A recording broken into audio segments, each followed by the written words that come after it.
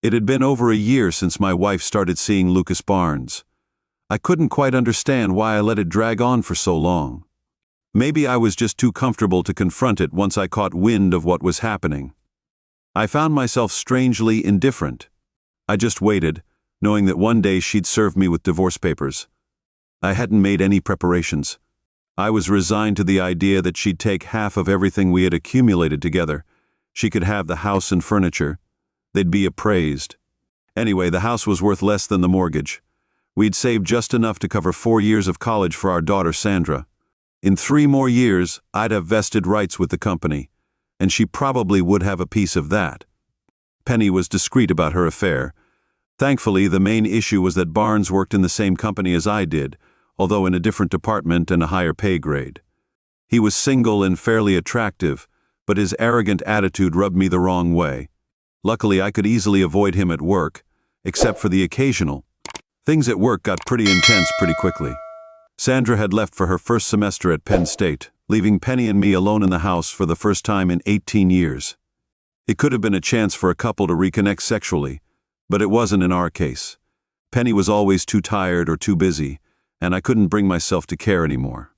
On a Saturday morning, Penny was in the shower while I perused the morning paper. The phone interrupted our quiet morning, but I let it go to voicemail since I wasn't expecting any calls. The message, however, I was intrigued by a voicemail from Harry Hernandez. He said my watch was ready for pickup and asked if I was interested. I've never worn a watch and didn't plan to start. Penny didn't have a reason for an engraved watch either. She used her phone to check the time, but something made me look into it. I don't usually snoop through Penny's belongings, but today I did. Inside her purse I found the receipt from the jewelry store. It detailed a tank-hour Carrera wristwatch with a black alligator band engraved with Forever Penny for $900 paid in full. I replaced the receipt and grabbed a cold beer. I thought about the situation and realized that the watch wasn't meant for me. Penny walked into the living room just as I was heading outside to mow the lawn. The grass took twice as long to trim, which gave me plenty of time to think. After lunch, Penny mentioned she'd be staying the night at her sister's house in Frackville. I was smiling to myself with the evening free. I finally tackled the task. I'd put it off for a whole year. I was annoyed at myself for waiting until the last minute, but I was relieved to have made the decision at last. She got back home around lunchtime on Sunday. We were civil, but there wasn't much conversation. It felt like the longest Sunday of my life that night. I ended up sleeping on the couch. Monday morning at work started off smoothly, until Lucas began showing off his new watch to everyone. I'd resigned myself to endure it, until he shot me a look. Up until then, he'd been quiet. The key thing to remember about the affair is that he was practically gloating. It was a big mistake, and I took a week's vacation to think about my options. I informed HR that I was open to a transfer to the Baltimore office. Despite having declined it previously due to Penny and Sandra's reluctance to move, this time I accepted the new position, which came with a promotion and a salary increase. The rest of the day was spent at the bank and with my lawyer, putting together an offer for Penny. I offered her everything but. I told Sandra that if she paid her tuition, she could have a share of my pension. College costs were high, so there wasn't much left in savings when my wife wasn't home. On Tuesday, I moved into a small apartment near work. On Wednesday, I sent the divorce papers to Penny. She called me on Wednesday and asked if I wanted to explain or discuss anything. I said no. She asked why I wanted to sign the papers. I told her that she could ask her mother. It's long overdue, and you know it. Signing the papers will just make everything right. I'm the one getting the short end of the stick. You lose nothing and gain everything. You're offering no support. I gave you 20 years and you offer nothing. If I included alimony, it would only be until you were married. It seemed to me that it would be a waste of time as it is. Everything will be over in 90 days. If you want to change things, I can guarantee that it will take over a year. I want to move on. I understand that you're actually moving. Oh, and who told you that I knew the answer? Does it matter at this point? No, there was a pause in the conversation. Penny, I'm the one who got hurt here. I'm the one who was forced to move. I did nothing wrong and still I'm the one being punished. I've known all about Barnes for several years now. Just sign the damn papers. I'm sorry, Thomas. I never meant for this to happen. I'll get them to the lawyers tomorrow. I had the chance to make her feel guilty, but I decided not to. I got to work on Friday and tidied up my desk. It surprised everyone, and some were disappointed they didn't get to say goodbye properly, but I wasn't in the mood for celebrations. I finished the paperwork in less than an hour and left. I called Sandra and tried to explain the situation. How do you tell your daughter that you're leaving her mother without giving a solid reason? She asked once, then dropped the subject as if she already had some inkling of what was happening. I couldn't imagine how she wouldn't, considering how long things had been strained. It felt like she understood.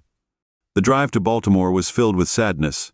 All I could think about was the life I had built with Penny, and now was crumbling so easily. I had always envisioned growing old with her. Now the concept of aging seemed irrelevant. It seemed irrelevant. I didn't really care. Penny never apologized or even acknowledged her actions. We skirted around the issue, both knowing what was happening but neither of us willing to confront it. It's enough to drive a person mad. I turned on the radio. Who on earth is Lady Gaga? The new job was a breeze, to say the least. I was clearly overqualified, which made my team feel at ease with my competence and confidence. It seemed like a promising move. I stayed in touch with Sandra, who shared whatever information she had about her mother. Lucas had moved in with Penny into our house just a week after I left, and Sandra wasn't thrilled about it. I could understand why. Penny had agreed to all the terms of the divorce without even getting her own lawyer.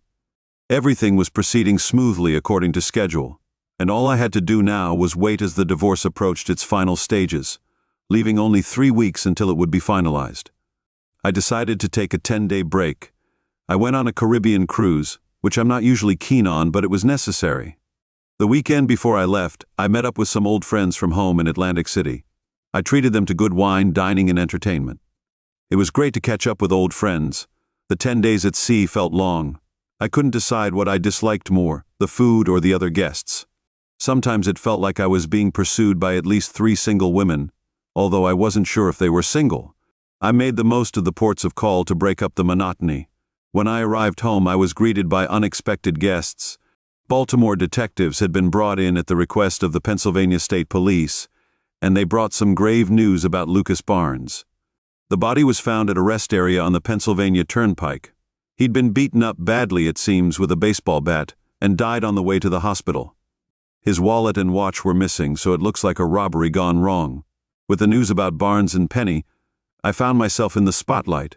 Thankfully, the local police were able to confirm my alibi in less than 30 minutes. I had been on a cruise for the past 10 days, so the Pennsylvania State Police decided there was no need for further investigation into my involvement. However, my phone showed that things had been chaotic while I was away. Sandra had shared my crew plans with her mother, told me that Penny had been trying to get hold of me, even though I've never been keen on cruises. She said that I should call her back. I called Sandra back straight away. Sandra, I've just got back from my cruise. What on earth happened? It's a nightmare. He was found on the turnpike near Downingtown, beaten to death before anyone could help him. When did this happen? Last Thursday. I was in Cancun that week, so it couldn't have been me. My mom says you were involved, but there's no proof. I've just had a long chat with the local police, and they seem satisfied with my explanation. Then why is my mom trying to, can you please contact me? She's completely lost. She's lost you, and now she's lost Lucas. She mentioned something about trying to halt the divorce. Can she do that? Not without my consent. If I'd waited a few more days, I wouldn't be dealing with this now. The following week was filled with calls from Penny and an attorney named Winstead. I ignored them all. 2 days before the divorce was finalized, I received a certified letter requiring my signature. The divorce was about to be finalized when I received a certified letter requiring my signature. My secretary managed to delay its delivery, giving me a chance to leave the office. I spent the next 3 days in Atlantic City before heading home. I called my lawyer and he congratulated me on successfully dodging Penny's attempts to halt the divorce. He then jokingly asked for an extra $10. He gave me $10,000 to cover expenses after a brief awkward moment. He burst into laughter. It was a lame joke, but it did lighten the mood a bit.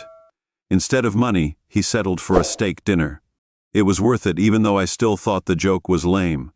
I never quite grasped why the police ceased their investigation of Barnes and why they never reached out to me again. Sandra called offering congratulations, but with the same cautiousness a child might feel toward their parents' separation. Penny fell into a deep depression. Her sister Nichols stayed with her temporarily. Penny realized she was facing some pretty serious financial problems. I couldn't help but smile as I hung up the phone. For the next 2 years, I had no contact with Penny. I didn't keep tabs on her or inquire about her activities.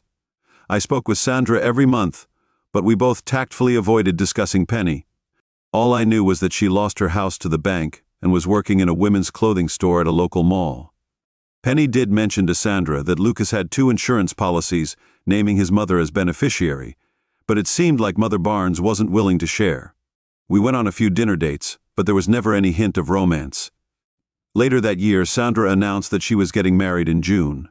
I'd met her fiancé a few times and was fully supportive of her choice. The wedding was planned for Harrisburg, his hometown, and of course, Dad was covering most of the expenses. I was more than happy to help in any way I could, since the groom had a larger family and it made sense that they'd have more guests. I agreed to be the bride's maid of honor on the condition that Sandra made sure I wouldn't have to interact with Penny. She reluctantly agreed. I didn't want any drama at my daughter's wedding, but I knew that being around Penny would increase the likelihood of it. Besides getting fitted for a tuxedo, there was one more thing I had to do to prepare for the wedding. I was feeling mischievous, or should I say my mischievous side got the better of me. The wedding day was beautiful as they always are. Sandra kept her promise. The arrangements were made so that Penny and I could avoid each other without being too obvious. While I sat alone, Penny was accompanied by I saw a man who looked to be around 50. I never did find out their relationship. He could have been a colleague, a neighbor, or her new boyfriend. I didn't really care. At the reception, Penny and her companion were seated at the far left of the head table while I was at the far right. I patiently waited for the moment to offer the father of the bride a toast. I stood up to speak. I crossed my fingers. It was a silly little prank, but I wanted it to go off as planned. I was holding the glass in my left hand, and I spoke a few inconsequential words. It was my gesture that mattered, though, as I raised my left arm and my tuxedo sleeve slipped down, revealing a stunning Ted Howe wristwatch with a black alligator band. I held my arm up for a few seconds longer than necessary to make sure everyone in the room could see. The watch was exquisite. A sudden exclamation from the other end of the table confirmed that my mission had been a success. I extended my speech a little longer than usual, relishing the moment when I finally sat down. I couldn't help but grin.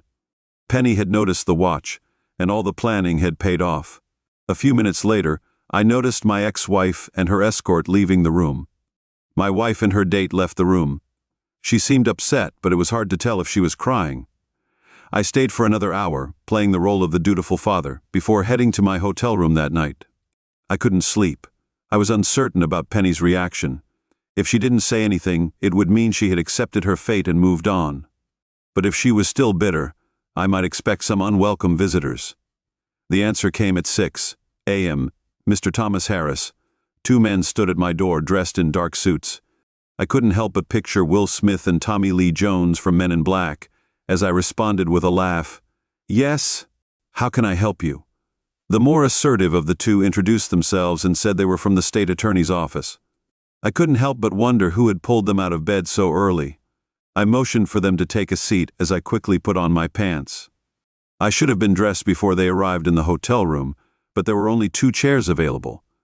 I settled onto the unmade bed, deliberately taking more time than necessary to find comfort.